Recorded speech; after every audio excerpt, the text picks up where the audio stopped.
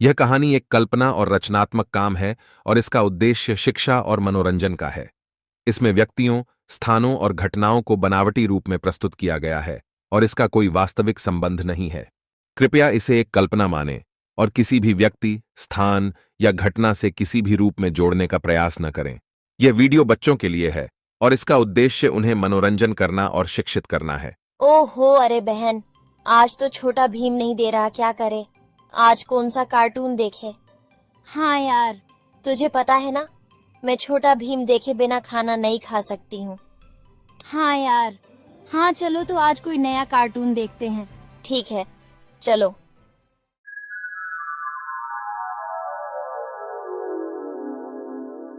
जूली और चुड़ैल। एक समय की बात है, एक छोटे से गांव में एक सुंदर मासूम सी जूली नाम की लड़की रहती थी। उसके गांव का नाम सेमरताल था। उसके परिवार में माँ, नानी, बहन और एक बड़ा भाई सभी साथ रहते थे। पर उसके गांव में एक चुड़ैल भी रहती थी। वो डायन कभी भी किसी को मार के खा जाती थी। जूली की एक दोस्त थी, पारो। उसको उस डायन ने मार के खा लिया था। जूली ने अपनी ताकत से उस डायन से बदला लेने की सोची। जूली ने अपने गांव सेमरताल को सुरक्षित रखने के लिए अपनी शक्तियों का इस्तेमाल किया। वह एक सुंदर और साहसी लड़की थी, जिसने अपने गांव वालों को सुरक्षित रखने के लिए अपनी शक्तियों को समर्पित कर दिया था। तब से जूली चुड़ैल को पूरे गांव में ढूंढने लगी, पर उसे वो चुड़ैल कहीं नहीं मिली। तभी एक पंडित ने उन्हें बताया कि वो चुड़ैल तो पास के एक गांव में रहती है। जूली ने जल्दी से उस गांव का नाम पूछा।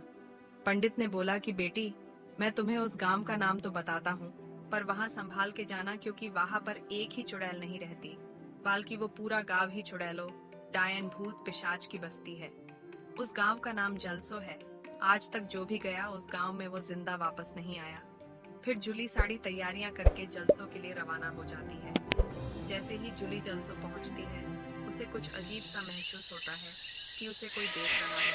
अब जूली जलसो के तालाब के पास आ गई थी। उसे बहुत ही अजीब अजीब आवाजें आने लगी। चारों तरफ घना अंधेरा था। तभी उसने किसी की चिल्लाने की आवाज सुनी। जूली दौड़ के वहां गई तो देखा कि एक लड़की बरगद के पेड़ के नीचे रो रही थी। जूली ने उस लड़की के सर पर हाथ रखा तो उसका चेहरा देख के वो दंग रह गई। उसे अपनी आंखों पर भरोसा ही नहीं हुआ।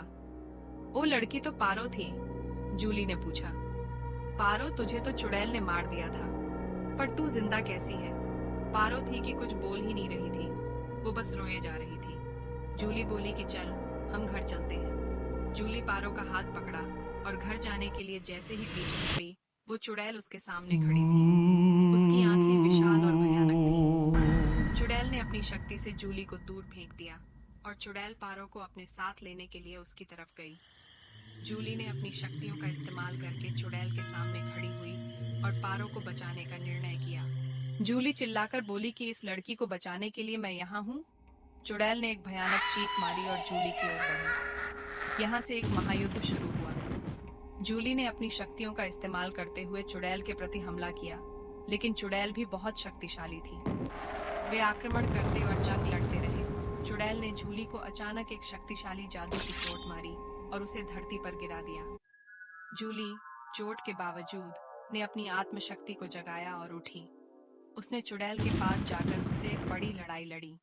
जूली ने मंत्र शक्ति से चुड़ैल पर काबू पा ली। चुड़ैल को जब लगा कि वह इस मंत्र से नहीं बच सकती, तो उसने जूली से एक समझौता किया।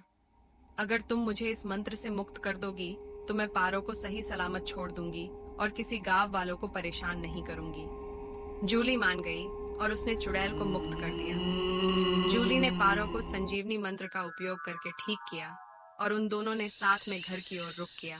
गांव वालों ने बड़ी खुशी और अचरज से उन दोनों का स्वागत किया। गांव वालों को विश्वास ही नहीं हो रहा था कि पारो जिंदा कैसी हो सकती है, पर दोनों को सही सलामत देख के सभी बहुत खुश थे। पर पारो थी कि अभी भी कुछ बोल ही नहीं रही थी किसी से। जूली ने पारो से विदा ली और अपने अपने घर चले गए। जूली जब घर गई तो देखा कि उसके मोबाइल में किसी का मैसेज आया है। जूली देखती है कि ये मैसेज तो पारो का है। उस मैसेज में लिखा था कि जूली, वह चुड़ैल मुझे काबू में कर चुकी है और वो चुड़ैल भी हमारे साथ यहाँ आ गई है। अब वो हम में से किसी को नहीं छोड़ेगी, सबको मार डालेगी।